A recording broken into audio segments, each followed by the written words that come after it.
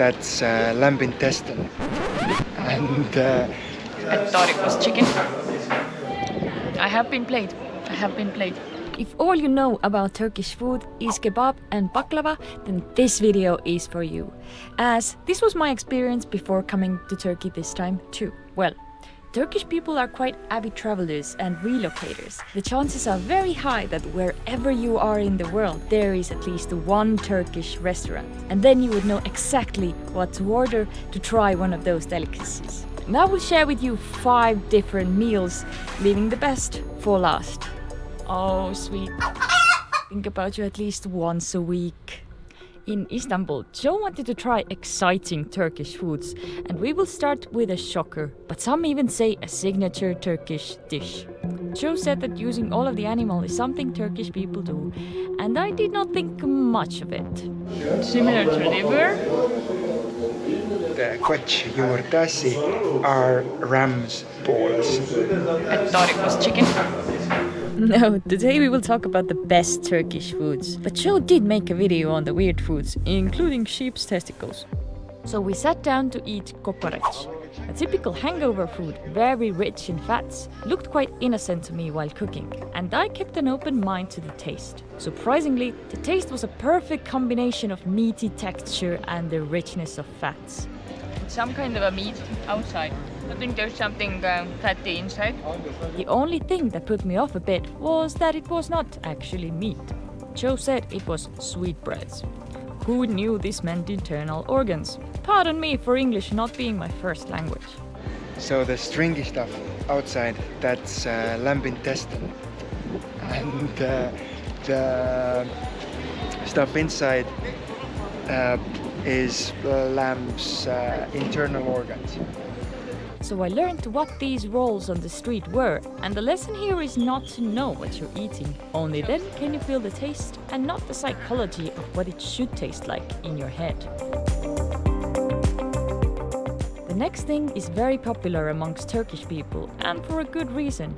If we went to a park, most of the evenings all the picnic tables were taken because Turkish people love spending time in the nature, and they even had restaurants where you come and have a chance to cook your own meat on a grill. Amazing, right?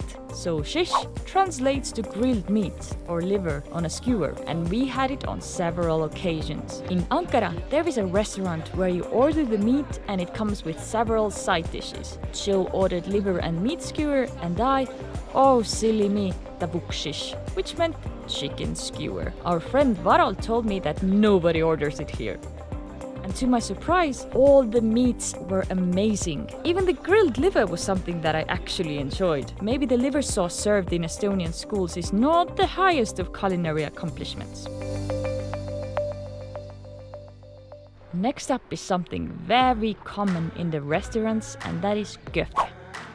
Meatballs. But don't get it mixed up with siegköfte, which years ago was raw meatballs. But nowadays, due to health concerns basically everywhere, you can get the fully vegetarian variant of it. It's very well spiced. The difference with meatballs I have had in Europe is that here the meat is different. It's quality. And when you go to the butchers, there is already seasoned and put together meatballs available, ready for the grill. And köfte, as much of other foods, are served with bread, different kinds of breads. As long as you have bread, there will be no hunger for you. So as to elaborate on baklava and Turkish delights, don't be afraid to order stuff that has weird names. My favorite is kaymak. Oh, lovely kaymak. How could I live without you for so long? But wait, no. Kaymak is not actually a dessert in itself, but the thick milk cream that goes on top of all the sweet stuff. It is hard to describe the taste, as I have never tasted anything like it. Wow. It decreases the sweetness of any dessert, making it a very wholesome experience. For example, kadayif is a syrupy dessert made of thin slices of noodly dough. The crunchy texture with sweetness makes it an enjoyable experience, especially with kaymak. Another interesting dessert is günefe, which is made with cheese and the same noodly dough as kadayif. It sounded weird to me at first, but the cheese complements the sugary taste perfectly.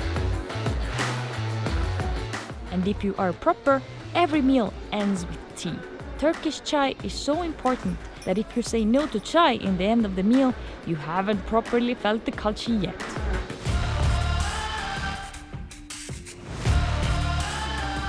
Well, if we're gonna have Liisu's favorite Turkish food, we figured we're gonna do this in a place that it is from. And last but not least, Iskender kebab. Yum. So the interesting part about Turkish food is most of it is from some region or some city. And today we are in Bursa, which is considered the home of the kebab. Where there was a man years ago who revolutionized the meat cooking industry. His name was Iskender.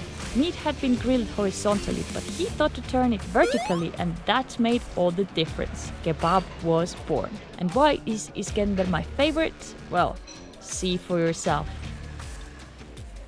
So what does it consist of? It's not a regular meat dish. It has meat on the top, then there is bread, and beneath it, yogurt, which is like a little bit like sour cream, and then there's melted butter sauce. And all of the tastes play together so well that I don't know a better dish, to be honest. There isn't anything better than Iskender.